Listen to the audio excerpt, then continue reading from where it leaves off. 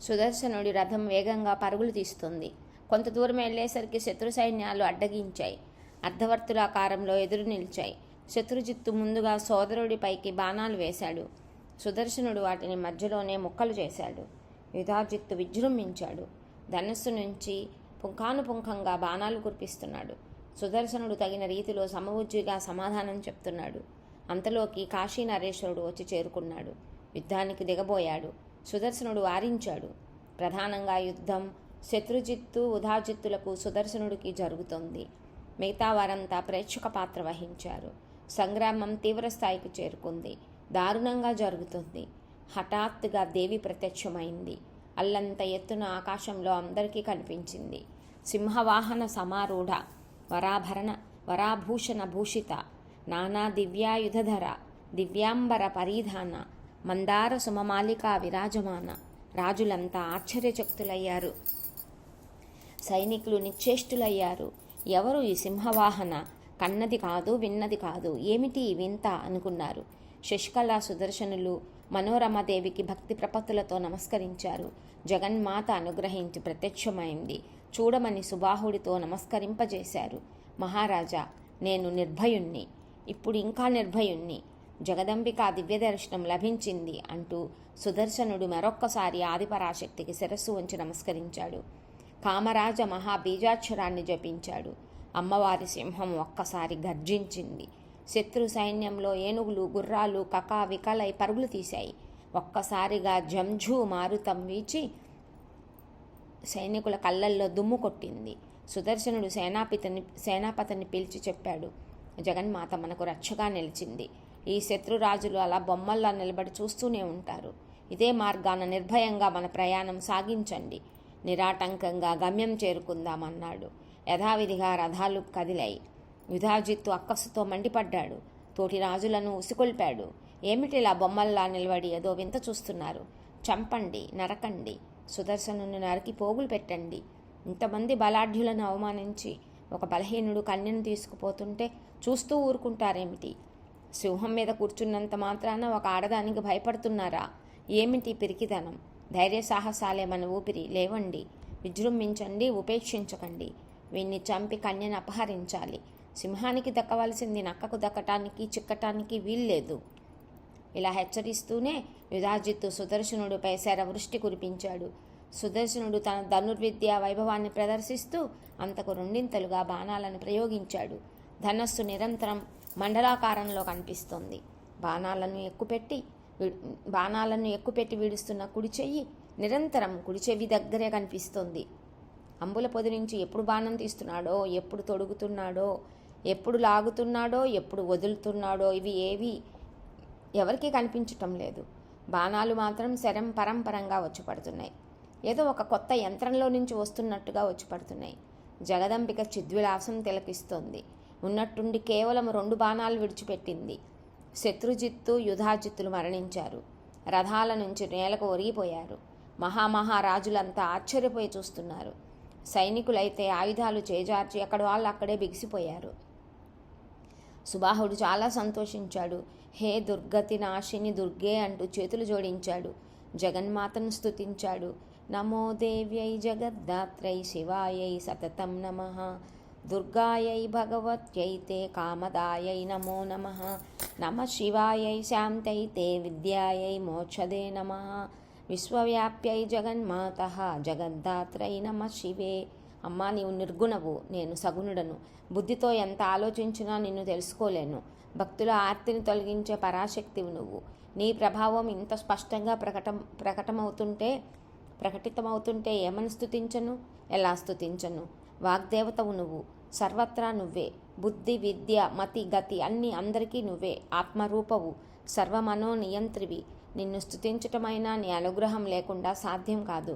నీ గుణాలను బ్రహ్మాది దేవతలు నిరంతరం స్తుతిస్తున్నారే కానీ ఇప్పటికీ పారం ముట్టలేకపోతున్నారు. ఇక నేననగా ఏ పాటి? ఇంతకాలము సజ్జన సాంగత్యం లేక, చిత్తశుద్ధి లేక నిన్ను స్తుతించలేకపోయాను. ప్రాసంగికంగానైనా ప్రస్తావించలేకపోయాను. ఇప్పుడు సుదర్శనుడు అల్లుడు కావటంతో అద్భుతమైన నీ దివ్యరూప సందర్శన మహాభాగ్యం లభించింది. ధన్యుణ్ణి దేవి, ధన్యుణ్ణి. బ్రహ్మాది సకల దేవతలు, మహర్షులు, మహాయోగులు నిరంతరం కాంక్షించే నీ దివ్య దర్శనం ఎవరికీ దక్కనిది నాకు శమదమాదులు ఏమీ లేకుండా సులభంగా దక్కింది. ఇది కేవలం నీ దయ. నువ్వు నిజంగా భక్తానుకంపన పరాయణవు. ఇంతకన్నా నిదర్శనం ఏమి కావాలి? కష్టాల్లో ఉన్న సుదర్శనుని రక్షించావు. అతడి శత్రువులను క్షణకాలంలో సంహరించావు. పరమ పవిత్రమైన నీ భక్త రక్షణ చరిత్రకు ఇదే ప్రత్యక్ష నిదర్శనం. ఒక రకంగా చూస్తే ఇందులో ఆశ్చర్యం ఏమీ లేదు. నీ భక్తుణ్ణి, నీ సేవకుణ్ణి నీవు కాపాడటం, అతడి యశస్సును దశ దిశలకు వ్యాపింపజేయటం ఇది నీకు సహజ గుణం. జనన మరణాది భయాలను తొలగించే దివ్య శక్తివి. చరాచర జగత్తుకి ప్రాణప్రదవు. పుణ్యాలకు అతీతవు. ఒక జపం కానీ, ఒక సేవ కానీ ఏమీ తెలియని అజ్ఞానిని నన్ను కరుణించావు. దివ్య దర్శనం అనుగ్రహించావు. నేను సుకృతిని, నేను కృతార్థుణ్ణి. నా జన్మ ధన్యమైంది. నీ శక్తి, నీ ప్రభావము, నీ దయాగుణము అవగతమయ్యాయి. కాశీ నరేశ్వరుడు సుబాహుడు అచంచల భక్తి విశ్వాసాలతో తన్మయుడై స్తుతించేసరికి జగజ్జనని ప్రసన్న వదన అయింది. కావలసిన వరం కోరుకోమంది. త్వద్దర్శనాదహ మహో సుకృతి కృతార్థో జాతోస్మి దేవి భువనేశ్వరి ధన్య జన్మ బీజం నతేన భజనం కిల వేద్మి మాతః జ్ఞాతస్తవ దేవహిమా ప్రకట ప్రభావః. జగన్మాత ఏం కోరుకోమంటావు? లోకంతో సహా సకల భూమండలాన్ని ఒకవైపు ఉంచి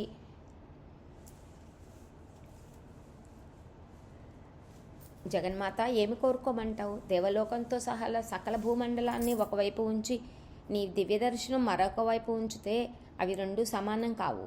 ముల్లోకాలలోనూ నీ దర్శనానికి సాటి వచ్చేది లేదు. అలాంటి దర్శనాన్నే అనుగ్రహించి కృతార్థుని చేశావు. ఇంతకన్నా వరం ఏమి కావాలి తల్లి? అయినా కోరుకోమన్నాక కోరుకోవాలి కనుక అభ్యర్థిస్తున్నాను. నీ పట్ల నా భక్తి నిశ్చలంగా నిరంతరంగా ఉండేట్టు అనుగ్రహించు. మా నగరంలో నువ్వు ఎల్లప్పుడూ స్థిర నివాసం ఉండాలి. దుర్గాదేవి పేరుతో నిలిచి నన్ను, నా వంశాన్ని, నా ప్రజలను, నా రాజ్యాన్ని సర్వదా సుదర్శనుని రక్షించినట్లే రక్షిస్తుండు తల్లి. కాశీపట్టణం ఉన్నంత కాలము నీ రక్షణ ఉండాలి. నువ్వు కాపురం ఉండాలి. ఇంతకన్నా నేనేమీ కోరుకోను. సకల శుభాలను కలిగించు. శత్రువులను సంహరించు. అభద్రతలను తొలగించు. జనమేజయ సుబాహుడి అభ్యర్థనకు జగన్మాత సరే అంది. భూమండలం ఉన్నంత వరకు ముక్తి పట్టణం కాశీలో తాను స్థిర నివాసం ఉంటానంది. అప్పుడు సుదర్శనుడు కూడా సింహవాహనకు సాష్టాంగ నమస్కారం చేసి భక్తితో స్తుతించాడు. అమ్మా, నీ దయకు అవధులు లేవు కదా. భక్తులు కానివారిని కూడా కాపాడే ఏకైక కృపానిధివి. భక్తులను అనుగ్రహించే దేవతలు చాలామంది ఉన్నారు, కానీ భక్తులు కానివారిని కాపాడే తల్లివి నువ్వు మాత్రమే. అది నీ వ్రతం, నీ దీక్ష. అహో కృపాతే కథయామ్యహం కిం త్రాతస్త్వయా యత్కిల భక్తిహీనః భక్తానుకంపీ సకలో జనోస్తి విముక్త భక్తేరవనం వ్రతంతే. అటువంటి దానవు నన్ను కాపాడటంలో వింత ఏముంది తల్లి?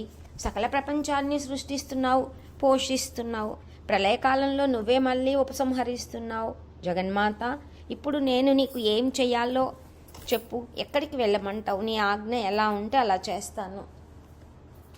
నీ అనుజ్ఞ లేకుండా నేను అడుగు కదపను అనేసరికి జగదంబ ప్రసన్న చిత్తంతో పలికింది. సుదర్శన, అయోధ్యకు వెళ్ళు. సింహాసనం అధిష్ఠించు. నీ రాజ్యాన్ని నువ్వు పరిపాలించు.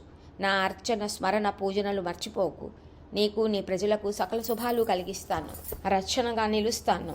అష్టమి, నవమి, చతుర్దశి తిథులలో నాకు విశేష అర్చనలు, బలిదాన విధానాలతో జరిపిస్తుండు.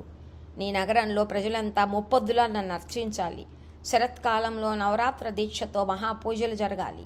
చైత్ర, ఆషాఢ, ఆశ్వయుజ, మాఘమాసాలలో మహోత్సవాలు జరిపించు. ప్రతి నెల కృష్ణ చతుర్దశి నాకు చాలా ప్రీతిపాత్రమైన రోజు. ఆ రోజు విశేషంగా అర్చనలు చేసిన వారిని విశేషంగా అనుగ్రహిస్తాను. సుదర్శనుడు మళ్ళీ స్తుతించేలోగా దుర్గాదేవి అంతర్హిత అయింది. రాకుమారులందరూ తేరుకొని బిలబిలా వచ్చి సుదర్శనుడికి పాదాభివందనాలు చేశారు. సుబాహుడు కూడా నమస్కరించాడు.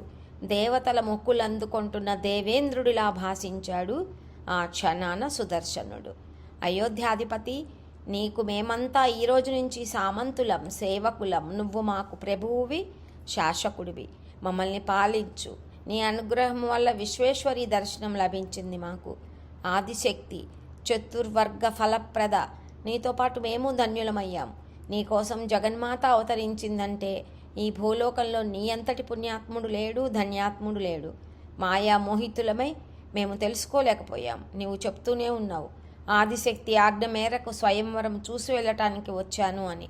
కానీ మేము మూఢులం. నీ ప్రభావాన్ని, జగదంబిక ప్రభావాన్ని గ్రహించలేకపోయాం. మాకు ఎంతసేపు సంసార చింతనలే. ధనము, ధాన్యము, భార్యలు, పిల్లలు, ఇవే చింతనలు. ఒకటే ధ్యాస. కామక్రోధాలనే తిమింగళాలతో నిండిన ఘోర సంసార మహాసముద్రంలో నిండా మునిగిపోయి ఉన్నాం. మమ్మల్ని క్షమించు, మమ్మల్ని ఉద్ధరించు. నువ్వే మాకు నౌకవు, సర్వజ్ఞుడవు. దేవీ మహత్యం తెలియచెప్పి మమ్మల్ని తరింపజేయి. మా జీవన మార్గాలను సరిదిద్దు.